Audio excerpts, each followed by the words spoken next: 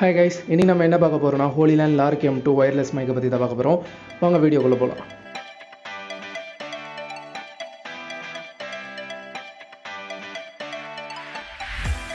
Holy Land Lark M2ன்ற மைக்கை launch பண்ணியிருக்காங்க. இதில் C type, lightning, camera, combo அப்படின்னு 4 மாடல் கொடுத்துருக்காங்க. நம்ம இப்போ அன்பாக்ஸ் பண்ண போகிறது Hollyland Lark M2 combo model. Charging case ஒன்று கொடுத்துருக்காங்க. அடிஷ்னலாக 2 ரிசீவர் கொடுத்துருக்காங்க. இந்த ரிசீவர் 2 எதுக்குன்னா ஒன்று ஐஃபோனுக்கு, ஒன்று ஆண்ட்ராய்டுக்கு. கேமராக்கான ரிசீவர் உங்களுக்கு கேஸ்குள்ளேயே வந்துடும். டிரான்ஸ்மிட்டர் எல்லாத்துக்கும் ஒன்று தான். ஆக்சசரிஸை கேரி பண்ணுறதுக்கு ஒரு சின்ன பவுச் ஒன்று கொடுத்துருக்காங்க. ஆக்சசரிஸில் என்ன கொடுத்துருக்காங்கன்னா டைப் C கேபிள் உங்கள் கேஸை சார்ஜ் பண்ணிக்கிறதுக்காக 3.5 mm ஸ்டீரியோ TRS கேபிள் கொடுத்துருக்காங்க. விண்ஸ்கிரீன் 2, கிளிப் 2 கொடுத்துருக்காங்க. தென் லாக்கெட் 2 கொடுத்துருக்காங்க.